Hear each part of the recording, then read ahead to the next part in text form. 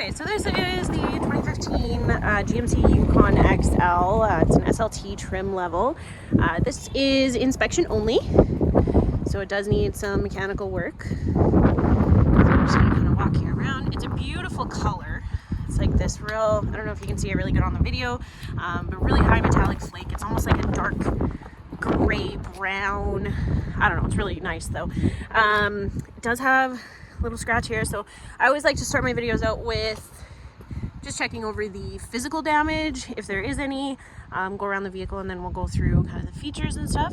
So you can kind of see on the grill here, as typical, it's got some rock chips going all the way around. It's interesting though, because the hood's actually, normally we see quite a bit right here, and there isn't. It just seems to be right on that grill, which is a little different. Okay, coming down, you can see on the front it got kind of scuffed, it looks like, at one point. Right on the front there. Lights are all intact. There's a bit of a scuff right there. I'm gonna try and show this on video as best as I can. Tires are, you know, I'm not gonna lie, they're about 1 millimeter above the wear bar, so those probably on their way out as well. Unfortunately, there is a little bit of rust, looks like, right in front of both rear wheel wells. It's not through as far as I can see, but obviously once that starts, it doesn't exactly get better. Just going around trying to see what I can see. Some scuffs on the back, just little like minor stuff. I mean, body shape wise, this isn't bad. I would say the rust is probably the worst. For a 2015, this really isn't bad for all the scratches and stuff like that. And there's a little bit scratching there. They did have dogs, kids, all of the above, so I think that's part of it. But again, other than the rust, really not in bad physical shape. I'll kind of show you that there. It's a pretty good looking vehicle. Otherwise, and I don't know if you know somebody who can do body work, this would be a pretty good steal. I'm going to show you on the back hatch here. So obviously with an SLT trim, that is just one step below Denali, so very nicely loaded. So that's going to give you the power lift gate. You can see the power options to drop the seats here. So this is with the third row up. Tons of space. Like, you still got lots of room for hockey bags, Costco run, etc., etc. There's a little bit more storage underneath here. Oh, my hair's flying around, sorry. So lots of versatility there. There is also a power outlet. I'm not really sure what you would do with that, but why not?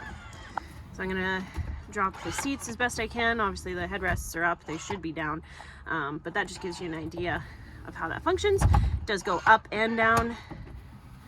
Okay, and typically we wouldn't have those headrests all the way up. That's what's preventing it from going all the way down. The seat from going all the way down. So behind this cover here, there is a trailer hitch. I believe these vehicles are rated for, I would say 7,000 pounds is probably reasonable, but it's also, you know, I always say just because it can doesn't mean it should. So I would say go with 80% of what it's capable of. Now, they did have all-weather mats throughout the vehicle, which is always a nice touch. Obviously full leather interior. This is the black interior. Okay, I'm gonna hop in a little bit here and show you. So something I probably should have noted when we were back in the third row, there is actually 2 separate DVDs, which is handy. So you've got one for the second row, one for the third row. So no fighting over what shows we're watching, which is always handy. The second row is heated. These 2 outboard captain seats here are both heated. They do have their own temperature controls for the rear of the vehicle, which I think a lot of manufacturers actually overlook. In some of the larger vehicles, you don't get vents or any sort of temperature control in the back, which is really not handy, because then you'll be nice and toasty up front. Your kids are freezing.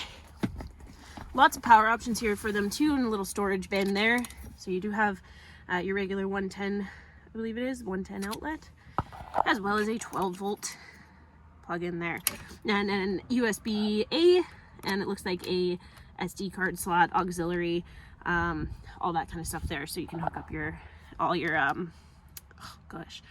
audio visual equipment.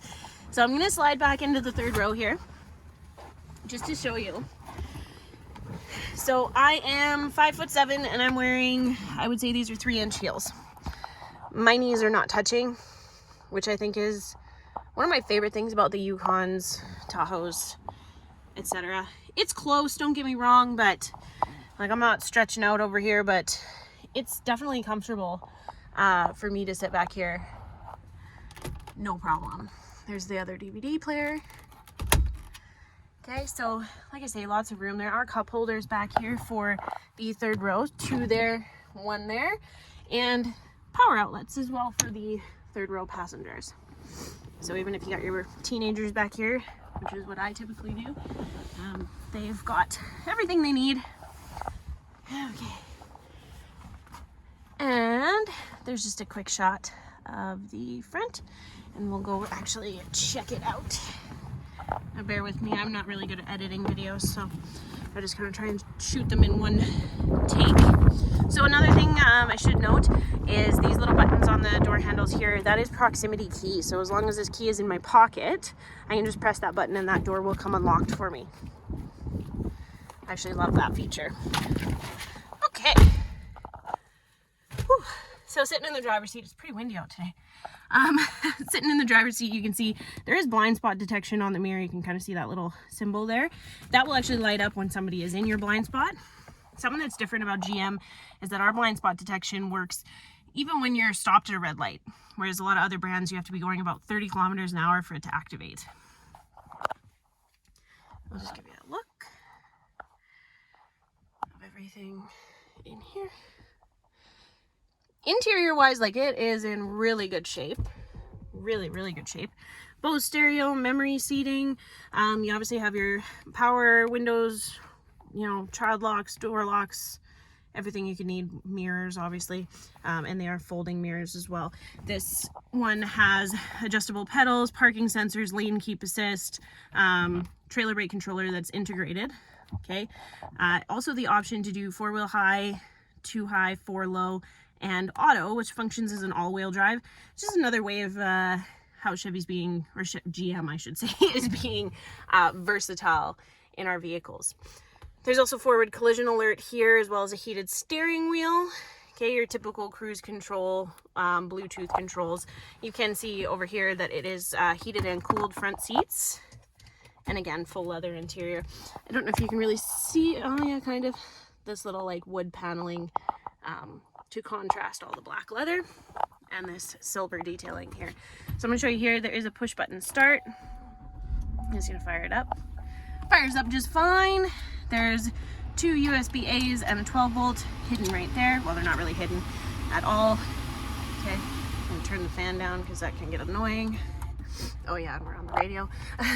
So like I say, heated and cooled seats right there.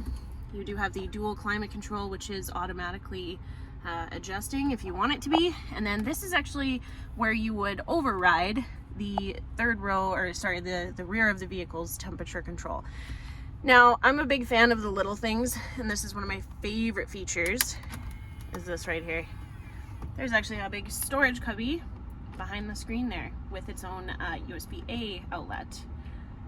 Now, I am somebody who forgets my purse. I don't really use it ever, so I always just have like a pocket full of cards on me, and I find that extremely handy because I can just leave my cards and everything in there when I run into the store.